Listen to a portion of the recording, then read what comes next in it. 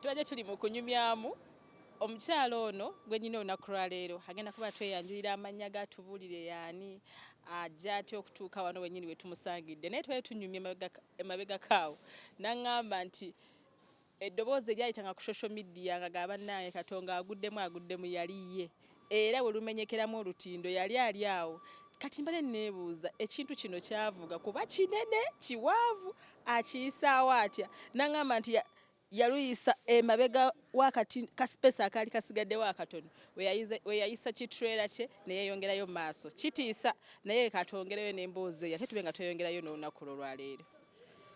Nsanyusa okulaba maama. Nange nsanyusa okulaba Wanda. tukolera ddala ng'abakyala.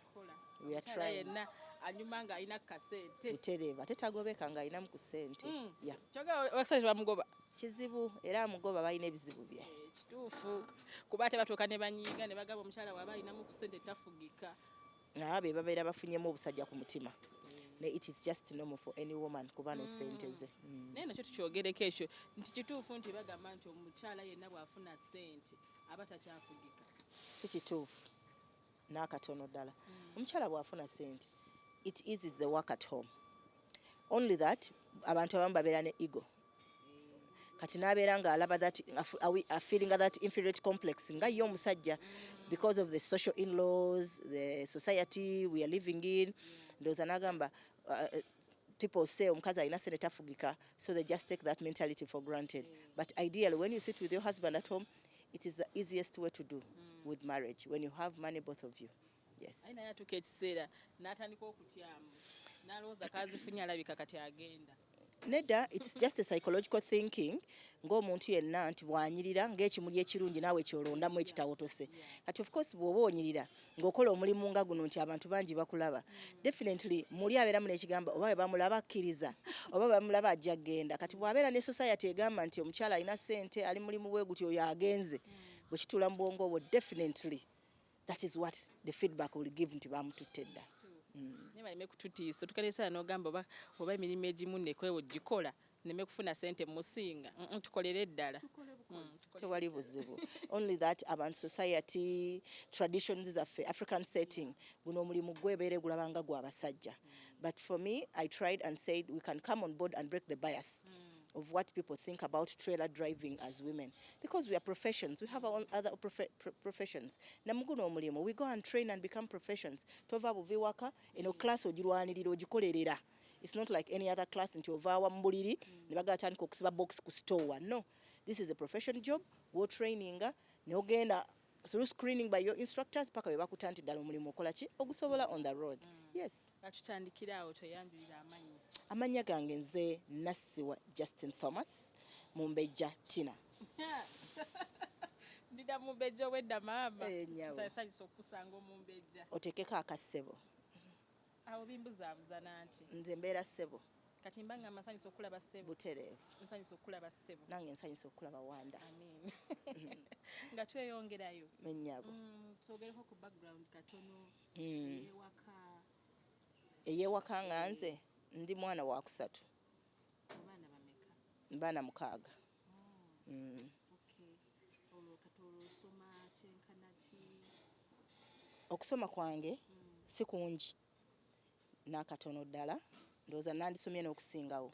Nina degree mu social work administration, nina degree mu psychosocial counseling, diploma in administrative law, certificate in sign language, certificate in farming, certificate in community-based organizations, a certificate in professional driving as a trailer driver. Enyabo. Ke katono abantu basoma ne babeera ba doctor. Seriously, badde simanyi. Amina. Kati wakamba omwali mukula omwana kikaaki mulalu muwombeefu. Okula kwange I do things fast kuva buto. Wentandika okujjukira nti bw'ngamba kulongoosa nga nkola ebintu ebiri fast nga batuwanye ebirabo ani akoze kino nga tubikola faster. Bayita omwana omujagujagu.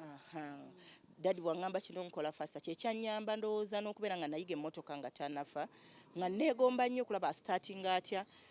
Bakulu bange bagibbanga nakutula waya nengajjako ebisumuluzo naye ngera ndaba nga bazigatta. So by the time I was 16 nali nsobola okutula ku steering. Oba ntomedde ki, he was so lovely. Nga bambi ajjanjaba emmotoka ye musajja wattu. Only that he passed on. Nga era ampita Tina. He used to call me my beautiful Tina.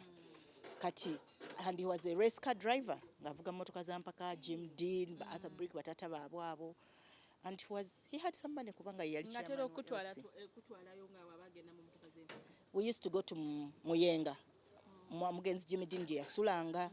So nga tugenda ne tukyala mu family ye. N'agamba come and go we meet my friend. Jimmy Dean awe twamulabiranga. Ne tulaba Muyenga kubanga being twali tusula mu town. Nga we connect. Mangu nga tutwalayo. Ennyabo. Kata wofunira desire onokwagala okutandika okuvuga emmotoka. Watandika by 16 nali njimanyi nti startinga bwoti ate nga zabeeranga za manual. There used to be manual cars. Only that emmotoka ye yabeeranga namu nti bw'onyinga brake it used to brake. Ate nga tetuvuga wawanvu. Ovuga ebigere bisatu bina muno nagamba lekera ogenda kutomera naye nga concept tugifunye. Emmotoka zino zirimu ebikante eno manual eno anfe tumanyi buli mmotoka yonna ebeera mu mmotoka mu ebiri ebika. Tulina emmotoka automatic. Ezo entono ezo zoolaba ezisinga ezimu za manual endala za automatic. Kati ne munene mulimu ezina gearbox 2 nga mulimu automatic ne manual. Ng'emmotoka emu neyini nga gearbox 2. Mulimu n'ennene nga zo za manual model enkadde nga ziyina manual gears zokka ennyabo. Kati zonna eriwo esinga obwangu. Tekuli nnyangu. Wadde ya manual wadde ya gearbox 2 nti ya manual n'automatic. Si nnyangu okujjako ng'ogisomye n'ogitegeera. Only neto very no gamba nti olwokuba ovuga class B automatic ogenda kujoyingira emmotoka ennene nga tosooke kulungamizibwa. Kati awo omaliriza okusoma kuba wano omulimu gw'olimu zino essaawa sisuubira nti gwe watandikirako. Oba omaliriza okusoma awo otandikira ku mulimu ki? Si gumu. I've ever worked as a human resource manager with Zura Enterprise for 5 years. Nensibula, then nenzirayo nensoma ebintu ebirala. I went and trained in farming in South Africa for 1 year. Nenkomawo nenkola farm yange. Then bwenkomawo, my profession is a psychosocial counselor. Nenfuna challenge mu COVID nga visiting families. Nenga mulimu abaana bakasirwa boogera nga abalala teboogera, abalala tebawulira. So I went back nensoma certificate in sign language so that I can translate myself. Kasina third party nkolachi. So I go and visit, so it easily allow me to communicate and connect with the deaf, and they are very happy. Nange mpulira bulungi when communicating nabo. Bwentyo wenze nkola naye nga muli nga ndaba abantu boogerera bubi trailer driving paka bwe nagamba I should be authentic and legit talking about trailers. Sijja gamba nti trailer bayenzi, trailer basajja abo bakola bati aba trailer babeera n'abakyala buli stage. Let me enter in this venture. I establish it myself. Then oluvanyuma I'll be authentic and legit and talk about it. Mwendi ngabuga nti ndi maama omwana aluma bwati. So I can tell you nti trailer eri bweti, omulimu gwa trailer ogufuna mu bwoti. So that is why I'm on. Awe nyini wembadde nzija. Desire eno okutandika okuvuga bitrailer ogijjawa ogamba nti kanyingire bino emmotoka waliwo yakusikiriza kyakugira bugizi n'ogamba kankigezeeko? Nagenda Nairobi in 2016. I had a conference for farmers. Naye bwe nagendayo twayinanga breaks nyingi nnyo. Around there waliwo park ya trailer parking. So during my free time I interacted n'abakyala abavuga trailer. Ne bambuulira bye ebirungi bye bafunyemu ne government yaabwe ate bweyambye abakyala nga bolaba Ministry of Gender ate yabwe yeekola byanjawulo okutaliko waffe wano. So bo ne tugamba nti wano Ministry of Gender bwe mba mulina ssente ng'abakyala it gives you a loan babayambako nga mulina ssente you buy your own trailers. SACCOs zikolera ddala bateekamu ssente mu driving. Government ekiraba nti it is embracing women on board. Companies benga zibawa emirimu. That is why you see Tiboba stretching ako kinene kuffe. So I decided to come back home. Nengamba let me start trailer driving and be also someone who can tell that this is also a profession in it. Ekirowoozo gy'okijjeeyo? Ekirowoozo kye nakijja 2016. N'oyingira kati olw'otandikira wa? Okutandika emabega awo mu 2014 before nga sinagenda nali ndina kawere nga ndi mu leave. Kati nengamba being nti ntudde wano oluusi ne ku company mirimu gibeerawo nga ba driver balwadde. Why don't I drive these things? Nga tu parking ebintu emotoka naga driver mulwadde teyazze. Kati awo mu 2014 we nfuna ekinyegenyege ekivuga LF ne forward. So when I went back, I was the HRM and the driver. Kati ne bampa akasente. Ne ngamba okay, so it is very important okwekolako value addition mulamu. Ne ngamba then omuntu osobola okukola mu office, osobola okuba maama nga alina ne value gy'ogenda bweyongerako because seasons change, ebiseera ebirebe bigenda bikyuka, so how can you also notabeera ku kintu kimu. Exactly. Naye osanga omwana nga yayiga computer wabeera ne bamugamba nti genda omuleta akkiriza naye kati nagamba ne computer yange. I'm a versatile woman. Guno ne bwe gunnemerera, I can still cope up with all the things I have in me. So bwentyo ne ntandika paka kati ennyabo. Kati olwo mu kutandika kyali kitya awo mu kusooka kubanga n'ekide ekintu bw'okitunuulira kitiisa. Okusooka kw'okuyiga trailer eno. The first time we bangamba starting, natuyana okuva ku mutwe paka ku kanaswi, and I was just sweating. Kati nga mundabirwamu ndaba ekintu ekiwanvu ennyo. Ne ngamba where am I going to take this thing? Nga tuli ku training.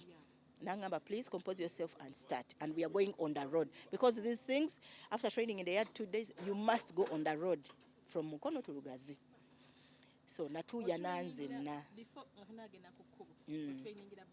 5 days in the yard, noiga, brakes, gears. 5 days. Yes, because you have been a driver. For these things, you have already been a driver on the road. I was a driver on the road for 15 years. I had B, I had C. And then I had to enroll for CE. Okay. So you already have the other concepts, but only this is a long track, bigger, heavier. Yeah. Kati awo ogenda okulaba ng'ekimotoka kinene kiwanvu kiriko emipiira 2 ogenda okulaba ng'oguntu gunene olusi gutisse gulina bedi mpanvu gulina container. So the first day natuuyana nnyo nentuuyana nnyo nga kyenkugambye nga sina kyembadde naye nga ntuuyana butuuyanyi gatuluka butulukusi endabirwamu ndala nnyo buli kimu kiba kipya ebintu bingi nnyo mu mmotoka wano biriko diifu biriko bupeesa. So that is the experience I can tell you. Kyekyo kyenyiza okugamba. Nemala ne tusimbula ne tuyingira Collins. N'otandika ate ovuga manual ne gear. Ovuga manual I mean automatic. Kubanga waliwo ya. No soka novuga emmotoka ya gear yokka. Nga teri automatic. Novuga manual n'ogiyiga then oluvanyuma nodda mu trailer automatic nga terina gearbox 2. Yeah. Because it depends on the surface where you are. Bw'olaba nga walungi osobola okugizza gear n'ogenda mu manual n'otandika okutambulira mu gear za manual. But still without training tosobola vuga motoka zino. Never. Amake tuva tulaba nti obubenje bubeera bungi ku kkubo. Abo abaana abamu beerimbalimba n'agamba mbadde nvuga kirasi B emyaka 2 nze bampe trailer nja gijjawo. Beerimba n'agamba bampe sino truck nja gijjawo ya double clutch.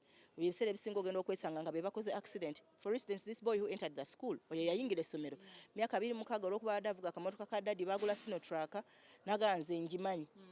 Buseereze enkuba etonnya agenda okugyamu epeesa okuzzaamu ng'egenda bugenzi. So without training emmotoka zino tosobola babeereyo ne beerimba tindaba ya automatic ya erina gear 2.